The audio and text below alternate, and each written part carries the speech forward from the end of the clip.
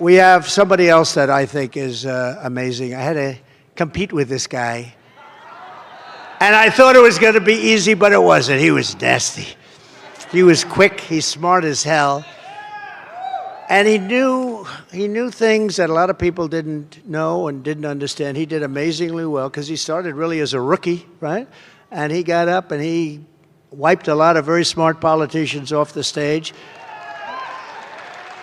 And then one day he came up to me, he goes, you know, I don't think I'm going to beat you. I said, you're not going to beat me. You're not going to. But he's a great guy. I mean, he's really smart, and I hope he's going to be involved in our administration. I do hope that.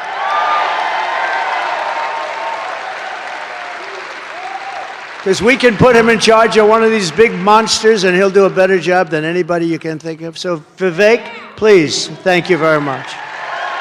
Vivek is a great guy. Thank you.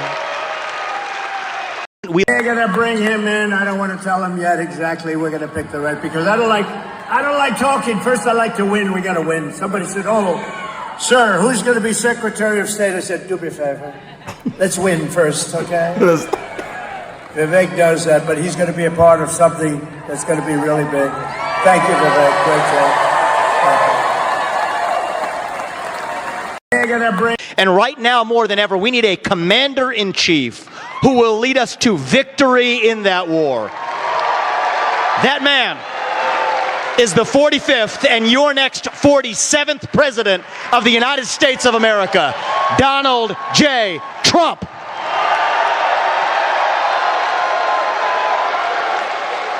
USA.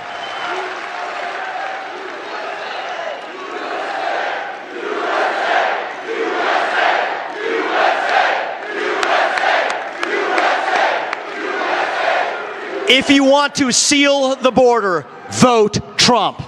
If you want to grow the economy, vote Trump. If you want to restore law and order in this country, vote Trump. If you want to stay out of World War III in this country, vote Trump. If you want to revive our national identity in this country, vote Trump. If you want to make America great again, vote Trump. We are in a 1776 moment, folks. I'm telling you something. And I mean that in a positive way, actually. Think about it. What a special time to be alive in the spring of 1776. We could have been victims. Our founding fathers could have been victims, claimed to be victimized by the British monarchy, but they weren't victims. They were victorious. That's the moment we live in right now, and it took a band of our founding fathers to do it.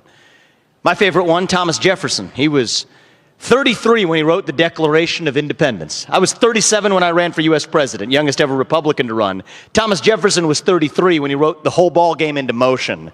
And he invented the swivel chair, by the way, while he was at it. That's Thomas Jefferson for you. He's my favorite. You got the likes of my friend Elon Musk, who was here, last week in Pennsylvania. Give my man a round of applause there. Took a lot of guts for him to make the sacrifices and take the risks he's taken to speak out for Donald Trump. He's like our modern Benjamin Franklin, actually. Benjamin Franklin, the first time around, he invented the lightning rod. He invented the Franklin stove, one of the leading inventions of his time. I see somebody wearing a bifocal spectacle. That was actually invented by Benjamin Franklin as well. Elon Musk sending ships to outer space, inventing the next generation of vehicles. He's the Benjamin Franklin of our time, coming together with my friend J.D. Vance, like John Adams, the first vice president, cerebral, an abolitionist, a good man. And the man who's going to lead us from the front is the George Washington of our era. That's who Donald Trump is. He's the George Washington of our 1776 moment. He could fight, George Washington could, but he could also unite. And that's what I think Donald Trump is going to do that nobody in the media will admit. He'll be the president who actually unites this country. We will make America healthy again.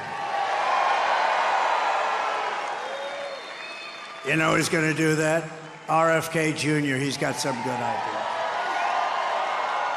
We love RFK Jr., don't we, Vivek? Between the two of these guys, we will make America strong again. If you asked me 6 months ago, I would have said no. I mean, it wasn't even in my headspace. But I will tell you, as I live in Ohio, I was born and raised there, this is the number one thing that people across the state will come literally plead with me, beg me to do. And so when people are in your own state begging you to do something that it's not something that I view as a pleasurable job. It's not something that I have always aspired to in my whole life, but public service is about serving the public, right? And so would I consider it? Yes, I would consider it. But am I definitively on that path? I'm not definitively on any specific path right now. We're going to let the election play out. It's in less than 40 days. Mm-hmm. I prefer to have clarity, and when I'm clear and called into doing something with clarity, then I'm good to go. But I will tell you that it does have an impact on me. I would love to tell you that I'm not affected by what other people say. It does have an impact on me. I mean, I went to Springfield a few weeks ago, right? Springfield, Ohio. It's where I spent a lot of time growing up. Obviously the center of national conversation. The number one thing coming out of there that everybody, even that town, there's hundreds of people that were in the room. There were 2,000 people that wanted to come. All I put on a social media post saying that we're showing up. And the overwhelming mandate, I wouldn't call it an ask. It was a mandate. It was a demand of me is you need to come actually take our state to the next level. And the reason is, and take me to one side.